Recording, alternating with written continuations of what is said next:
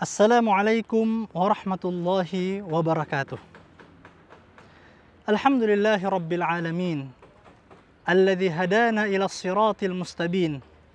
Ashhadu an la ilaha illallah wahdahu la syarika lah. Wa ashhadu anna Muhammadan abduhu wa rasuluh. Allahumma fasalli wa sallim wa barik ala Sayyidina Muhammadin wa ala alihi wa sahbihi ajma'in wa man tabi'ahum bi ihsanin ila yaumiddin. Hadirin sekalian yang dirahmati Allah. Pada pertemuan kali ini, kita ingin menjawab satu pertanyaan yang paling sering ditanyakan kepada para penghafal Al-Quran adalah, mengapa kita sulit menghafal Al-Quran? Jawaban dari pertanyaan ini dapat kita temui dalam firman Allah Subhanahu wa Ta'ala yang berulang kali Allah sebutkan di surah Al-Qamar. وَلَقَدْ يَسَّرْنَا الْقُرْآنَ لِلذِّكْرِ فَهَلْ مِن مُدَّكِرٍ. Sungguh telah kami mudahkan Al-Quran untuk dihafal, maka adakah yang mau menghafalnya? Allah Subhanahu wa Ta'ala sendiri yang telah menyatakan kepada kita semua bahwa Al-Quran ini mudah untuk dihafal. 30 juz Al-Quran inilah yang dulu turun pada zaman Rasulullah Sallallahu Alaihi Wasallam, yang menggerakkan umat, yang menggerakkan sahabat, yang dihafal oleh para tabi'in, dan turun-temurun hingga sampai kepada kita pada saat ini masih sama teks, lafaz dan lafadznya. Maka ketika kita merasa kesulitan menghafalnya, ada satu hal yang perlu untuk kita evaluasi adalah apakah kita benar-benar ingin menghafal Al-Quran itu atau tidak.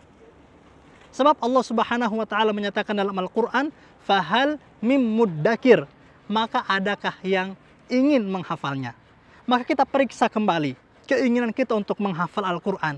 Benarkah kita benar-benar ingin untuk menghafal kitabullah yang mulia ini? Kalau kita benar-benar ingin, kita benar-benar bertekad, maka yang pertama adalah harus dibuktikan kita meluangkan waktu khusus bersama Al-Quran. Lama kita menyatakan, dari dulu saya ingin menghafal, tetapi kita tidak pernah memberikan waktu khusus bersama Al-Quran. Maka sejak saat ini, berikanlah waktu khusus bersama Al-Quran. Paling tidak setengah jam setelah subuh dan setengah jam setelah sholat maghrib. Dalam 2 waktu ini kita tidak melakukan apapun kecuali berdua, bercengkrama dengan kitabullah. Kita berusaha membaca, menghafal dengan perlahan, dan insya Allah, Allah akan memudahkan kepada kita untuk menghafal kitabullah yang mulia ini. Kemudian yang kedua adalah kita berusaha membersihkan tempat tinggal Al-Quran. Tempat bersemayamnya Al-Quran, yaitu hati kita.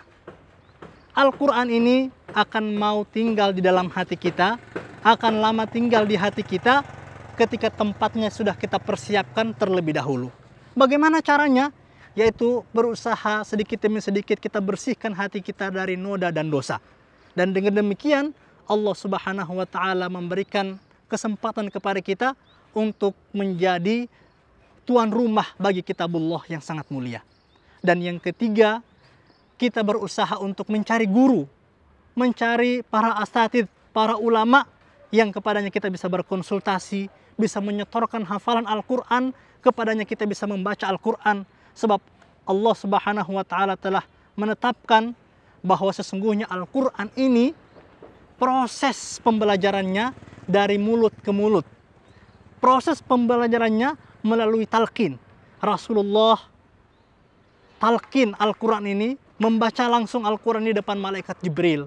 Para sahabat membaca langsung kepada Rasulullah. Para tabi'in membaca kepada para sahabat. Dan begitu proses Al-Quran, pembelajaran Al-Quran hingga saat ini adalah pembelajaran terbaik melalui proses langsung belajar kepada guru. Oleh karena itu, kalau kita saat ini merasa kesulitan ketika menghafal Al-Quran, paling tidak 3 hal itu perlu kita evaluasi. Pertama, keinginan kita apakah sudah benar-benar ikhlas, sudah benar-benar kuat atau tidak. Dan itu dibuktikan dengan pertama kita menyediakan waktu yang khusus bersama Al-Quran. Yang kedua, kita membersihkan hati sebagai tempat bersemayamnya Al-Quran. Dan yang ketiga, kita berusaha mencari guru untuk belajar Al-Quran. Demikian pemirsa, semoga Allah Subhanahu wa Ta'ala menjadikan kita sebagai hamba-hambanya yang diberikan kemuliaan untuk menghafal kitabnya ini. Dan dengan kitabnya ini Allah Subhanahu wa taala memberikan kita syafaat di hari kemudian nanti. Wassalamualaikum warahmatullahi wabarakatuh. I'm happy, I'm a Muslim, that's what makes me happy, and that's the truth. Because I'm happy, because I have the knowledge.